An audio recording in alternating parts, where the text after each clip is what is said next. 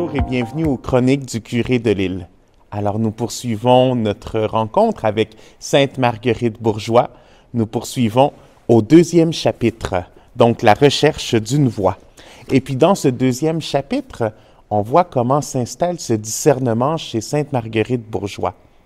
Une de ses inspirations majeures va être de voir comment est-ce que Marie, la Sainte Vierge, a été active une fois, par exemple, après la résurrection. Donc, son appui pour la communauté primitive, pour l'Église qui se construisait, comment est-ce qu'elle a sûrement partagé la joie de cette bonne nouvelle à toutes les personnes qui voulaient entendre ce récit de la résurrection du Christ et comment elle était porteuse de cette bonne nouvelle. Et c'est là où on va voir que Sainte Marguerite va rechercher justement la possibilité d'avoir une vie religieuse dans ce même sens-là. Ce sens d'apporter la bonne nouvelle, donc de ne pas être enfermé comme on avait vu, mais de continuer dans cette idée de mission, d'être à l'extérieur. Et peu à peu, on voit comment va s'installer ce souci d'avoir aussi également la possibilité que toutes les jeunes filles qui veulent donner leur vie puissent le faire. Parce qu'on s'entend avant, souvent pour entrer dans les communautés religieuses, les jeunes filles devaient apporter avec elles une dot. Alors c'est là où se faisait une difficulté parce que les jeunes filles qui n'avaient pas les moyens ou les familles qui n'avaient pas d'argent, bien ne pouvaient pas devenir religieuses. Alors c'est là où il y a ce souci pour Sainte Marguerite Bourgeoys également, de pouvoir inclure toute jeune fille qui voudrait avoir ce cheminement. C'est sûr que là, elle n'est pas encore à l'étape de créer une communauté religieuse, mais toutes ses pensées vont la former et l'aider à voir ce qui s'en vient. Et on voit comment est-ce que s'installe peu à peu ce projet pour aller vers le Canada. Sa réflexion, son discernement, qui va se faire beaucoup devant le Saint-Sacrement et qui va l'aider à trouver cette force et de dire ce oui pour aller dans cette mission et d'aller et de participer à ce projet, d'aller vers le Canada. Regard sur l'Évangile du dimanche, troisième dimanche du Carême, la rencontre de Jésus avec la Samaritaine. Une rencontre authentique avec le Christ.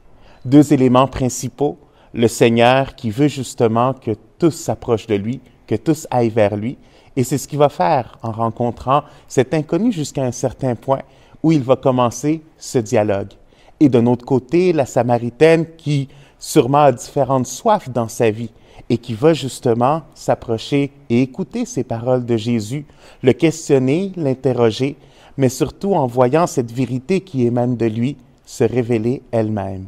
Faire vérité dans sa vie pour accepter le Seigneur. Je pense que c'est quelque chose que nous avons besoin de faire pour avoir cette rencontre authentique avec le Seigneur.